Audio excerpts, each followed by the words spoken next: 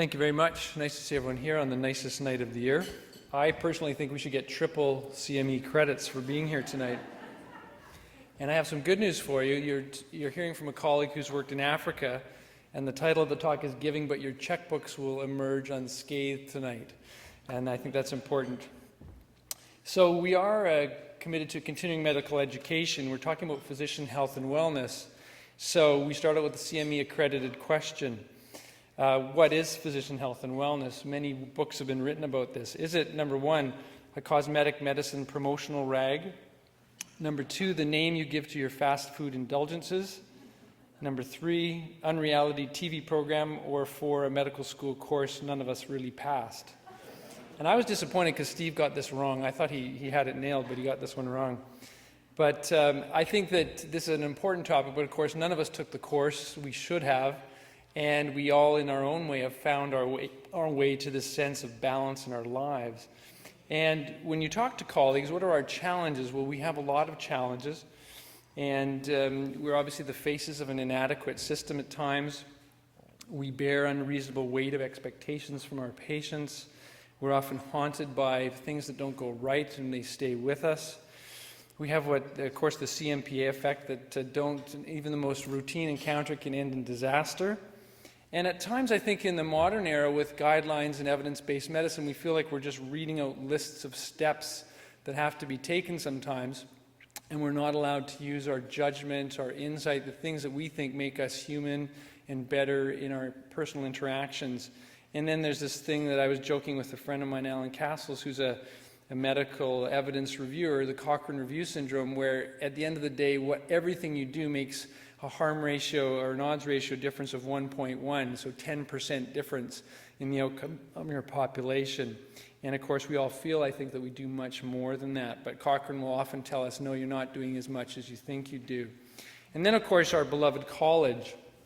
And at times, the college, to me, very much feels like guardians of sacred principles which shall be upheld no matter how anachronistic or irrelevant they have become in the real world. And the guardians, of course, will never consult people on the front lines to see how relevant those principles in fact are. I experienced this relative to my work in Africa when I changed my licensure to be away for a year, and the college informed me that I would then become a missionary physician.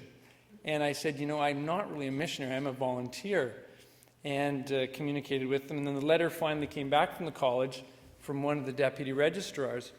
And the registrar said, we are pleased to inform you that you will be a missionary physician.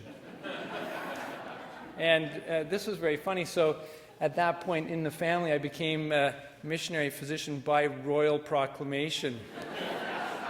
And so we carried on. But challenges also are combined with strengths, and I think our strengths definitely outweigh our challenges. And when you see the role we perform and the work we do, and why we remain committed to it, I think there's several important features here, and these are the ones that jumped into my mind at a glance.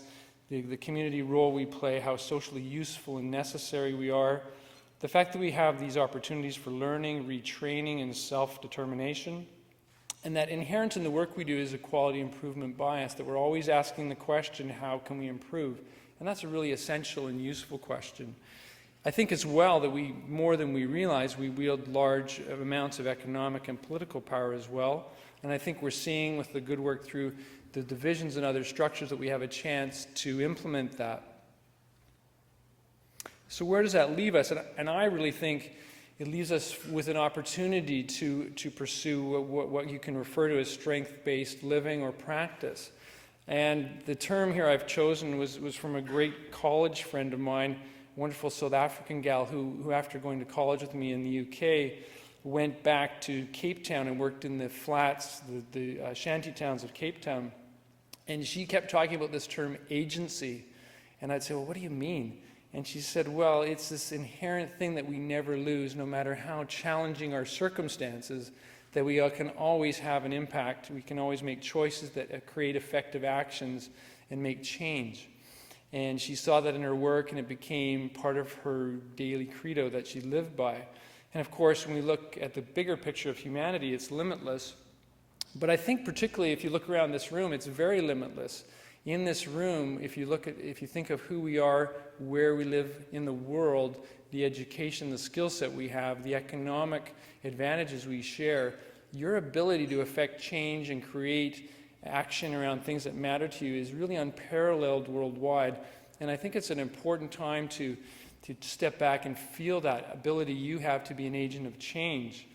And so, along the lines of the CME credits, one of your credits tonight is to look around you at the table and to find out from someone at the table something they're doing that you didn't know about before you came tonight. So why don't you take that on at some point tonight? And in terms of agency, it leads to the question, well, what is your purpose? Where do you go? And as I was reflecting on my time in Tanzania, there's a wonderful book by Bill Clinton and Giving, How Each of Us Can Change the World. And this is a wonderful quote that really speaks to each one of us, no matter where we are, no matter what we're doing. There's a whole world out there that needs you, down the street or across the ocean. Give. You don't need to be wealthy or famous to make a difference. Every action matters, big or small. The point is to do something to make your community and our world a better place. And in terms of a confluence of super agency, in terms of the topics I'll be talking about, Africa and HIV, someone decided to put Bill Clinton and Nelson Mandela in a room together, and that has changed the world forever. And then someone else decided to have them meet up with Bill Gates, and of course that has unleashed incredibly powerful positive forces, although the truth of that is the real shaker in that relationship is his wife Melinda, who is the true intellectual, I think, and ethical force of that foundation. But when you have these additions of incredible agency, the impact and the change in our whole species is phenomenal. So my little part, and where I think I found a lot of my agency and my ability to create change, is in this foothills of Kilimanjaro, the Kalema Hospital. And I went there to work on an HIV program and to try and help expand the access to HIV care in a rural, marginalized population. And I think a lot of the issues I've just highlighted really came to the fore for me doing this work in this very basic setting. It's a spectacular location, and I don't think anyone has captured looking at Kilimanjaro better than Hemingway. And he said in his famous short story, The Snows of Kilimanjaro, great, white, and broad as all the world was Kilimanjaro, and he knew he had to go there. Unfortunately, the character in the story doesn't end that well, but it's very true. A spectacular part of the world. The white building there is the HIV clinic where I worked and go back to regularly. And at sunrise, it's quite a sight. It gets you going for the rest of the day. This photo, when I look at it, I draw incredible strength from. Incredibly inspiring characters who I've developed relationships with, who I consider colleagues, and who continue to inspire me every day when things are not going so well. Perhaps most amongst these is on my right shoulder, Eric Shio, a fellow who, living with HIV, was initially outcast from his community, went away, lived in a city in Tanzania, came home, and now is a very influential leader of the HIV community and has created an incredibly successful group there. On my left shoulder, Dr. Mgasi, a veteran of working with HIV when there was no access to any care or anything in Tanzania, and has trained himself and become an incredibly effective part of his community. Next over, the unbelievable Mama Nyaki, who is a life force who fills me with great joy. She walks about 3 kilometers every day to come to work and has saved thousands of lives in her career. A wonderful woman. You meet incredible individuals, and when I met this young woman, Winifreda, she was only a girl, 8 years old, and she was dying of AIDS when I met her. And Winifreda had lost hope, and she, just before this photo, 2 months, had been in the hospital and had diarrhea and weight loss and was fading away. In my rudimentary Swahili, I would try and urge her, dawa kila siku, medicine every day. And she would nod and she would agree to take it. And for a time, it wasn't clear what was going to happen to her. But when I went back 2 years ago, she's now 12 years older and doing phenomenally well. And this is a microcosm of what I have seen occur time and time again. In this photo, my colleague Mama Nyaki on the left is telling a pregnant woman that she has HIV, and many of her preconceived ideas will be that that is a death sentence. But Mama Iñaki is shifting that in a very skillful, gentle way, the work many of us do in our rooms every day. She is convincing this woman there is hope, there's a reason she can carry forward and overcome this. And of course, due to the expansion of HIV care, millions of women are, in fact, doing just that and having children who are born free of HIV and living healthy lives with no significant problems. And we're seeing this again and again. This, too, is important to note that at a time in the past it was felt that this was not doable. Rural Africa, effectively delivering HIV care was believed to be an impossible task. Logistically, public health structures just weren't there. Another inspiration, Agostino Shayo, and one other person in the room here, Fiona, has met. Fiona Manning, maybe you can stand up, Fiona, I'll embarrass you. Fiona's been there and met Agostino. He was a retired postmaster, and he realized that his community was being very badly affected by HIV. Excuse me. And he had to do something, so he decided to become a home-based care coordinator. And so, with many other people, he developed a network in his communities and would walk long hours as a volunteer to find people and make sure they were accessing needed care for their HIV. Again, this man has saved hundreds of lives. He was working with orphans, very impoverished seniors living in very rudimentary conditions, and has made a huge difference. But we haven't got there yet, and I don't want to leave an impression that this is a story with no bad endings. Every day there is someone still who has not had the effect of these services, and we still have work to do. However, this scenario, a woman who I met 2 years ago, who I diagnosed with HIV and advanced tuberculosis, and who went to hospital and unfortunately died 2 days later, is becoming much and much less frequent. When I first arrived in Africa in 2007, this is a very common occurrence, but huge steps have been made, and this is now happens less than 2 or 3 times a year with that severity of a presentation.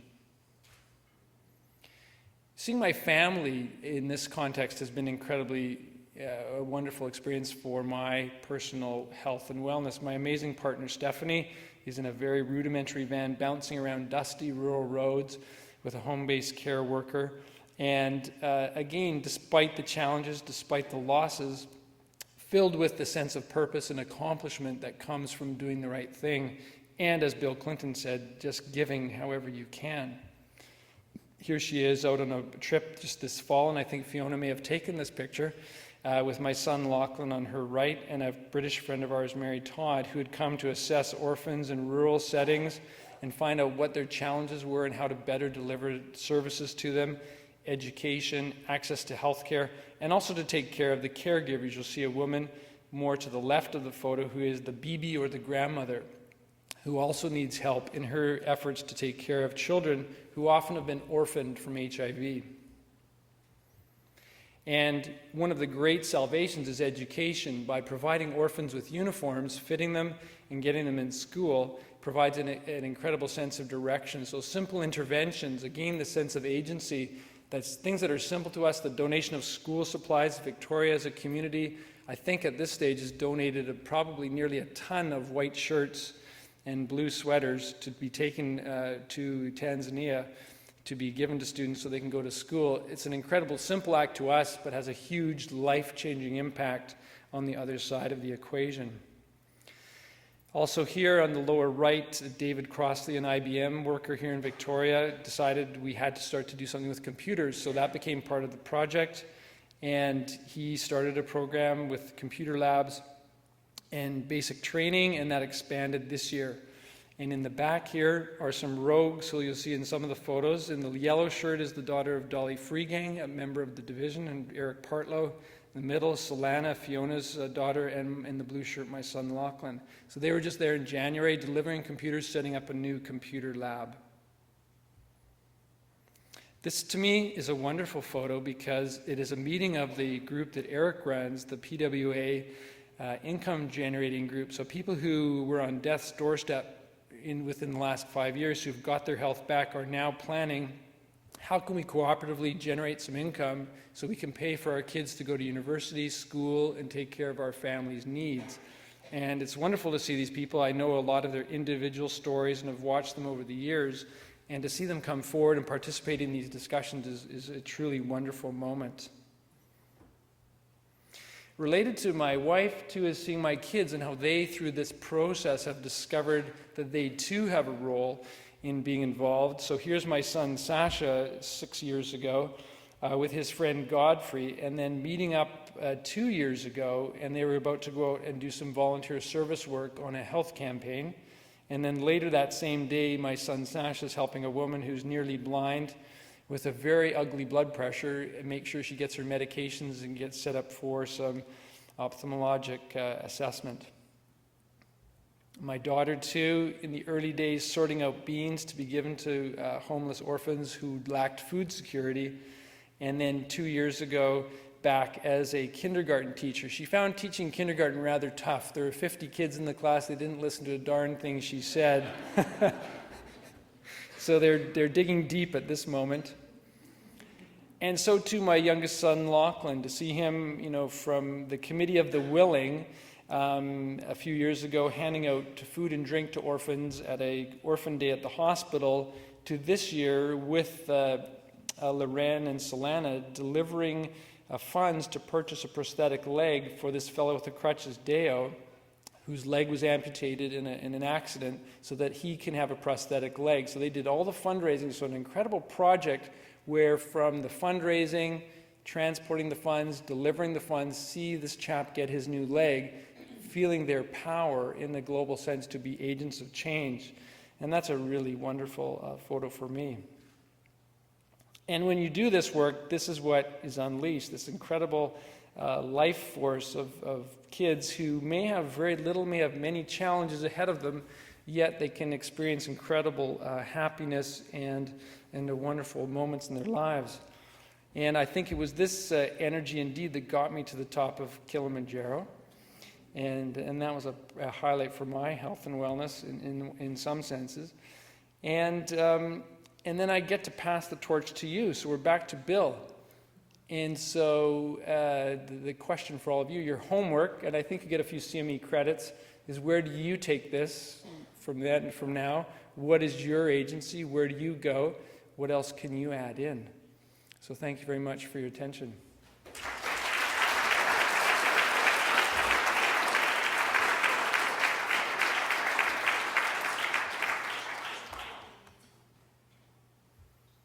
I think this is our next one.